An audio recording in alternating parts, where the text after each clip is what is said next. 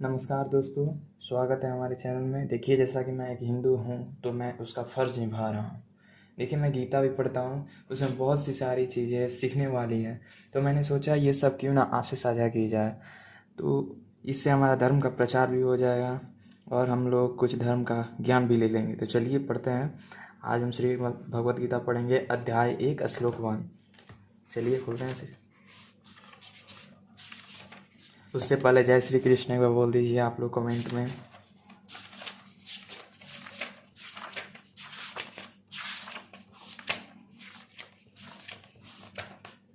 अध्याय 1 श्लोक 1। कुरुक्षेत्र के युद्ध स्थल में सैन्य निरीक्षण। धृतराष्ट्र उवाच धर्म क्षेत्रे कुरुक्षेत्र समवेते युयुत्सव मामकाः पांडवश्चैव किम कुर्वत संचय। धृतराष्ट्र उवाच का मतलब राजा धृष्ट ने कहा, धर्म क्षेत्र धर्मभूमि में कुरुक्षेत्र नामक स्थान में समवेता एकत्र युयोत्सव युद्ध करने की इच्छा से मामका मेरे पक्ष पुत्रों पांडु के पुत्रों ने चह तथा एवं निश्चय किम क्या अकुर्वत किया संचय हे संजय। धृतराष्ट्र ने कहा, हे संजय, धर्म भूमि कुरुक्षेत्र में युद्ध की इच्छा से एकत्र हुए मेरे तथा पांडु के पुत्र ने क्या किया। तात्पर्य, भागवत गीता एक बहु पठित आस्तिक विज्ञान है जो गीता महात्म्य में सार रूप में दिया हुआ है। इसमें यह उल्लेख है कि मनुष्य को चाहिए कि वह श्री कृष्ण के भक्त की सहायता से संवीक्षण करते हुए भागवत गीता का अध्ययन करे और सार्वथ प्रेरित व्याख्याओं के बिना उसे समझने का प्रयास करें। अर्जुन ने जिस प्रकार से साक्षात भगवान कृष्ण से गीता सुनी और उसका उपदेश ग्रहण किया, इस प्रकार की स्पष्ट अनुभूति का उदाहरण भगवद गीता में ही है।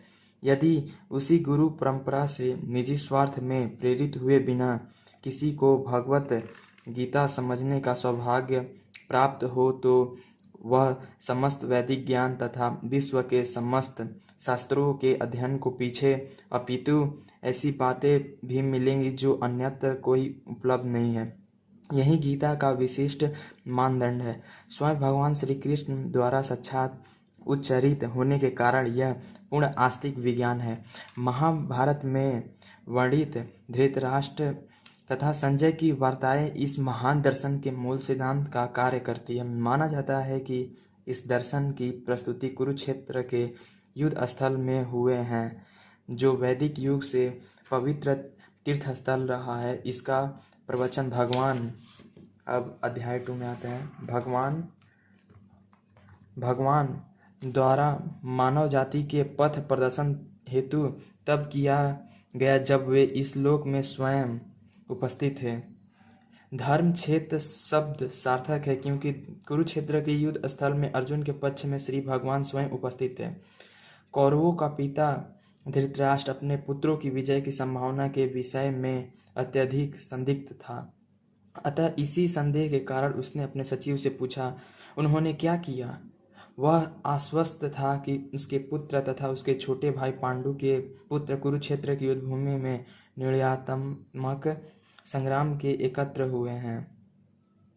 फिर भी उसका जिज्ञासा सार्थक है। वह नहीं चाहता था कि भाइयों में कोई समझौता हो, अतः वह युद्ध भूमि में अपने पुत्र को नियति भाग्य भावी के विषय में आश्वस्त होना चाह रहा था। चूंकि इस युद्ध का कुरुक्षेत्र में लड़ा जाना था, जिसका उल्लेख वेदों में स्वर्ग के निवासियों के लिए भी तीर्थस्थल के रूप में हुआ है, अतः धृतराष्ट्र अत्यंत भयभीत था कि इस पवित्र स्थल का युद्ध के परिणाम पर न जाने कैसा प्रभाव पड़े। उसे भली भांति ज्ञात था कि इसका प्रभाव अर्जुन तथा पांडु के अन्य पुत्रों पर अत्यंत अनुकूल पड़ेगा, क्योंकि स्वभाव से वे भी पुण्यात्मा थे।